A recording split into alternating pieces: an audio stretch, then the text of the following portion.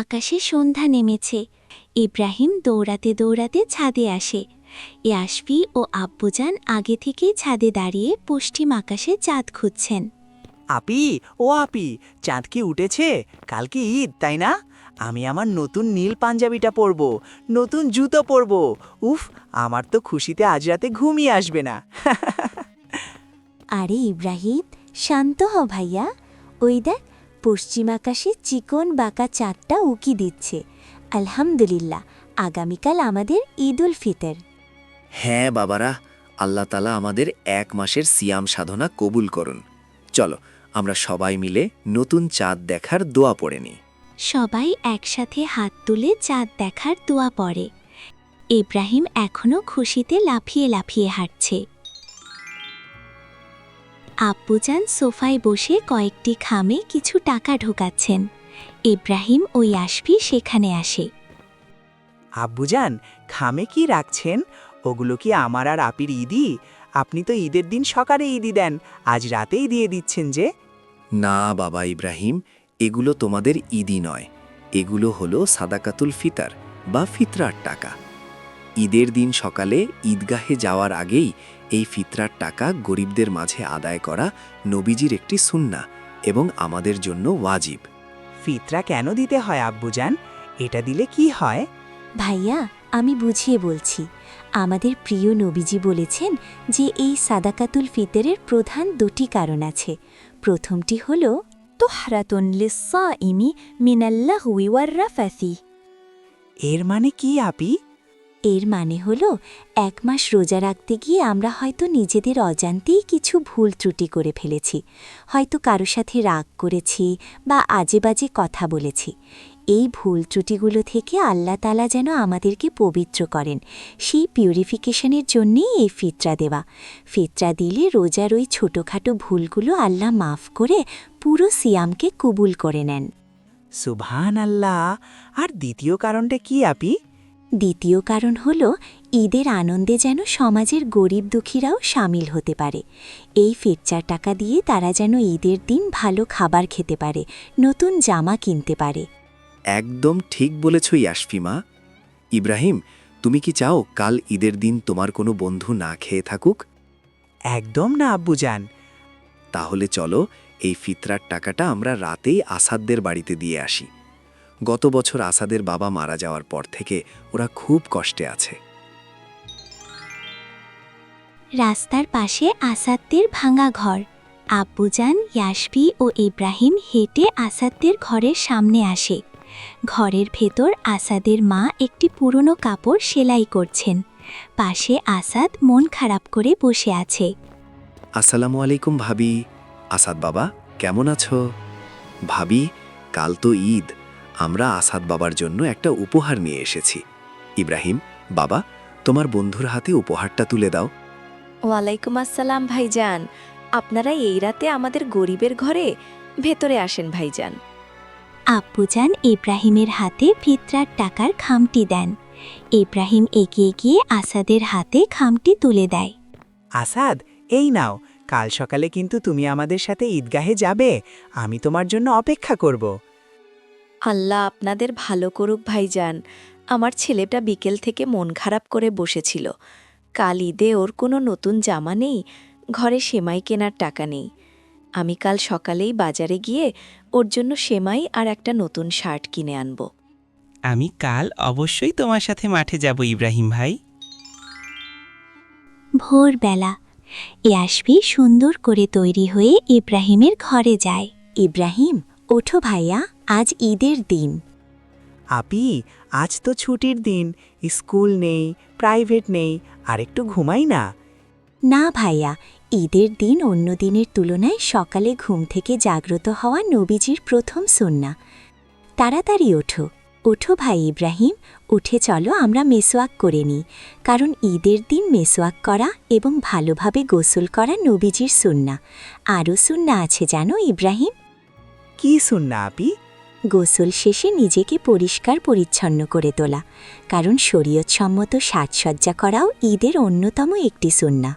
ইব্রাহিম তার হলুদ রঙের নতুন পাঞ্জাবি এবং ইয়াসফি তার হলুদ জামা পরে ডাইনিং রুমে আসে। আম্মিজান টেবিলে নাস্তা সাজাচ্ছেন।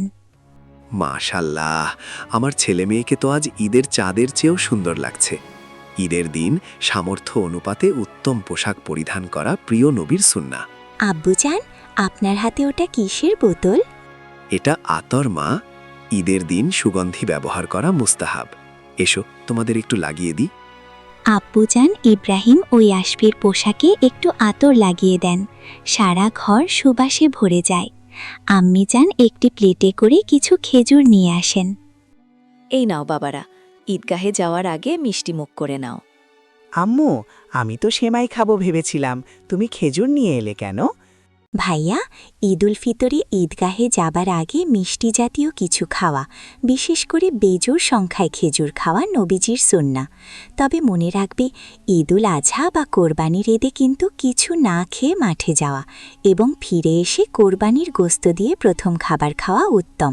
আজ যেহেতু ঈদুল ফিতর, তাই আমরা 3টি করে খেজুর খেয়ে মাঠে যাব। সুবহান আল্লাহ, আমাদের ধর্মের প্রতিটা কাজের মাঝেই কত সুন্দর নিয়ম। ইব্রাহিম, চলো আমরা গাড়িতে না গিয়ে হেঁটে হেঁটে ঈদগাহে যাই, কারণ হেঁটে ঈদগাহে যাওয়া নবীজির সুন্নাহ। আর হ্যাঁ ইব্রাহিম, রাস্তায় যাওয়ার সময় আস্তে আস্তে তাকবীর পড়তে পড়তে যাবে। الله أكبر الله أكبر لا إله إلا الله والله أكبر الله أكبر ولله الحمد। ঠিক আছে আপি, কিন্তু আস্তে আস্তে কেন? জোরে পড়লে কি হয়? ঈদুল ফিতরে এই তাকবীর আস্তে পড়তে হয় বাবা, এটাই নিয়ম। তবে কোরবানির ঈদে বা ঈদুল আজহায় মাঠে যাবার সময় পথে এই তাকবীর উচ্চ আওয়াজে পড়তে হয়। আব্বুজান ও ইব্রাহিম তাকবীর পড়তে পড়তে হেঁটে যাচ্ছে। হঠাৎ রাস্তার একপাশে তারা আসাদকে দেখতে পায়। আসাদের গায়ে নতুন শার্ট, কিন্তু মাথায় কোনো টুপি নেই। সে একটু ইতস্তত করে দাঁড়িয়ে আছে। আসাদ, তুমি দাঁড়িয়ে আছো কেন? চলো মাঠে যাই। ইব্রাহিম ভাই, তোমার দেয়া টাকায় মা আমাকে এই শার্টটা কিনে দিয়েছে, কিন্তু আমার তো কোনো টুপি নেই আর আতরও নেই, তাই ভাবছিলাম সবার সাথে ভেতরে যাব কিনা। আরে বোকা ছেলে, আমি জানতাম তোমার টুপির দরকার হবে, তাই বাসা থেকেই একটা নতুন টুপি নিয়ে এসেছি। এই নাও। আব্বুজান আসাদের মাথায় টুপি পরিয়ে দেন এবং নিজের হাতের আতর আসাদের গায়ে মেখে দেন। এবার চলো, আজ থেকে তুমি আর ইব্রাহিম একদম সমান। বিশাল খোলা ঈদগাহ মাঠ। বিশাল মাঠে হাজার হাজার মানুষ সারিবদ্ধভাবে বসে আছে। বিনা ওজরে মসজিদে নয়, বরং খোলা ঈদগাহে ঈদের নামাজ আদায় করাটা নবীজির সুন্নাহ।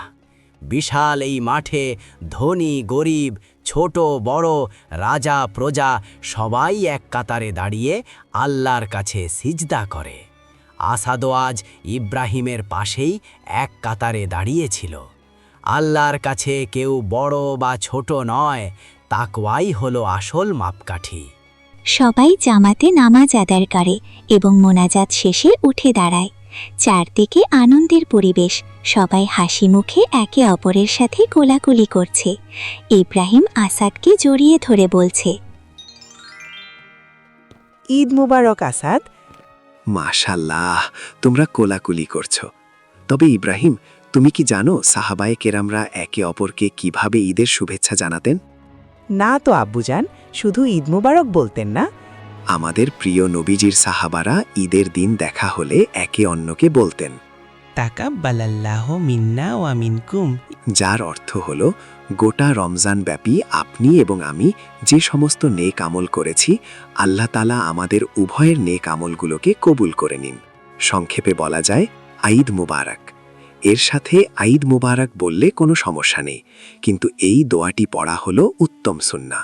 সুবহান আল্লাহ, তাকাব্বালাল্লাহু মিন্না ওয়া মিনকুম।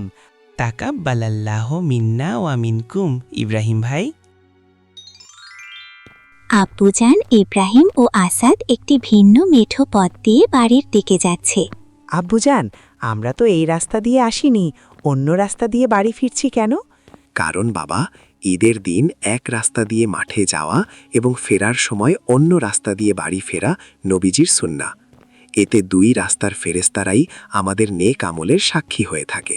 তারা বাড়ি পৌঁছায়। আম্মিজান ও ইয়াসবি দরজা খুলে দেয়। আসাদকে দেখে তারা খুব খুশি হয়। ডাইনিং টেবিলে পোলাও, কোরমা, সেমাই, মিষ্টি সাজানো। আসাদ, ইব্রাহিম ও ইয়াসবি একসাথে খেতে বসে। আসাদের মুখে তৃপ্তির বিশাল হাসি। জানো আপি, সকালে যখন ঘুম থেকে উঠেছিলাম তখন ভাবছিলাম শুধু নতুন জামা আর ভালো খাবারেই বুঝি ঈদের আনন্দ, কিন্তু এখন আসাদের মুখের হাসি দেখে বুঝতে পারছি ঈদের আসল আনন্দ লুকিয়ে আছে নবীজির সুন্না পালন করা আর গরিব বন্ধুদের মাঝে খুশি ভাগ করে নেওয়ার মাঝে। আলহামদুলিল্লাহ, একদম ঠিক বলেছিস ভাইয়া।